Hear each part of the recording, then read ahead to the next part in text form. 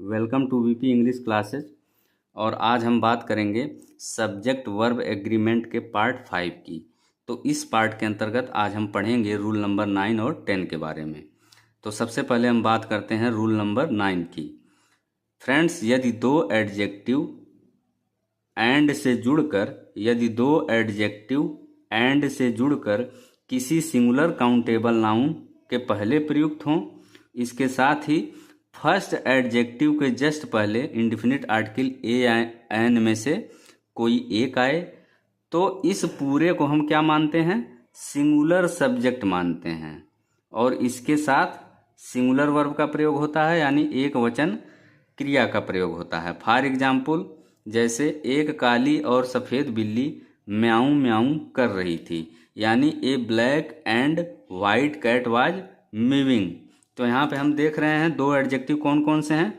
Black और white. ये दोनों किससे जुड़े हैं?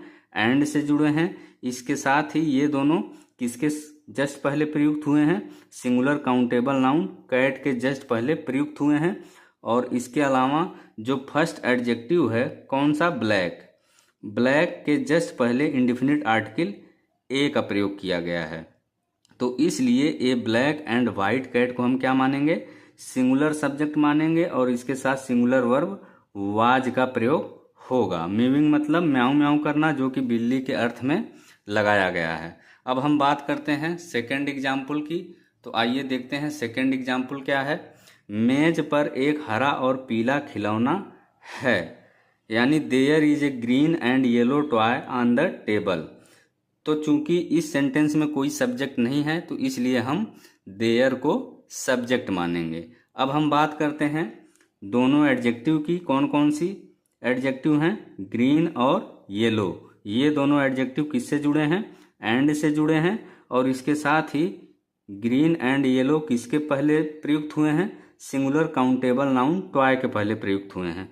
तो इसलिए इसके अलावा जो ग्रीन है, इसके अलावा जो फर्स्ट एडजेक्टिव ग्रीन है, उसके जस्ट पहले इंडेफिनिट आर्टिकल ए का प्रयोग किया गया है।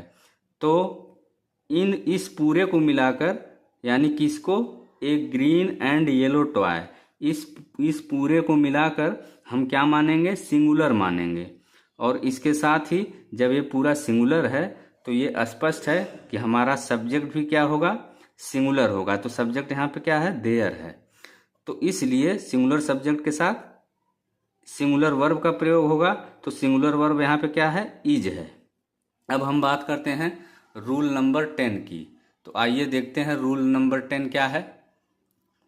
फ्रेंड्स, यदि दो एडजेक्टिव एंड से जुड़कर किसी सिंगुलर काउंटेबल नाउन के पहले प्रयुक्त हों, इसके अलावा इन दोनों एडजेक्टिव के जस्ट पहले इंडेफिनिट आर्टिकल ए या एन में से कोई एक आए, तो इस पूरे को हम क्या मानते हैं? इस पूरे को हम मानते हैं प्लूरल सब्जेक्ट।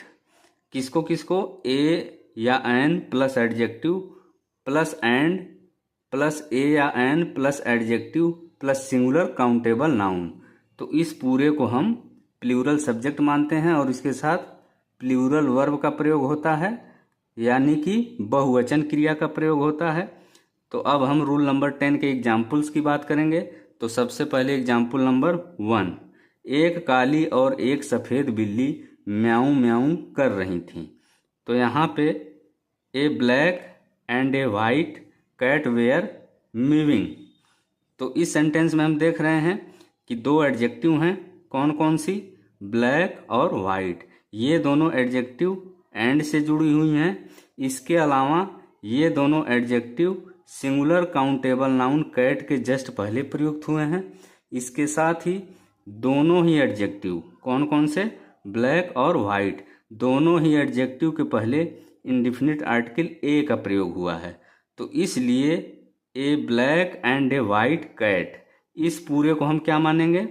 प्लूरल सब्जेक्ट मानेंगे। और इसके साथ प्लूरल वर्ब का प्रयोग होगा। तो प्लूरल वर्ब यहाँ पे क्या है? वेयर।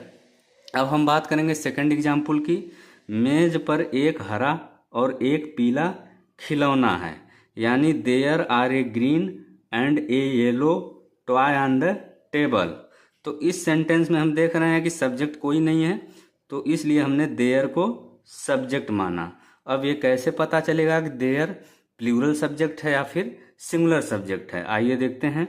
तो यहाँ पे इस सेंटेंस में दो एडजेक्टिव हैं, कौन कौन से, ग्रीन और येलो। ये दोनों एडजेक्टिव एंड से जुड़ करके सिंगुलर काउंटेबल नाउन टॉय के जस्ट पहले प्रयुक्त हुए हैं।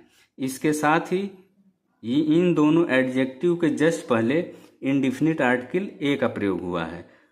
तो ग्रीन जो फर्स्ट एडजेक्टिव है, इसके पहले भी इंडिफिनिट आर्टिकल ए का प्रयोग हुआ है, और येलो जो सेकेंड एडजेक्टिव है, इसके भी पहले इंडिफिनिट आर्टिकल ए का प्रयोग हुआ है।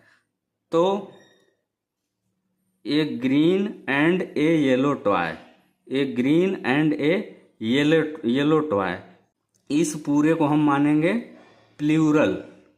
तो जब ये पूरा प्लूरल हो गया तो ये स्पष्ट हो गया कि सब्जेक्ट भी हमारा क्या होगा, प्लूरल सब्जेक्ट होगा। तो इसलिए प्लूरल सब्जेक्ट के साथ किसका प्रयोग होगा, प्लूरल वर्ब का प्रयोग होगा। तो फ्रेंड्स, ये था आज का वीडियो। अगर वीडियो आपको अच्छा लगे तो वीडियो को लाइक करें, शेयर करें, साथ ही चैनल सब्सक्राइब करना न भूलें।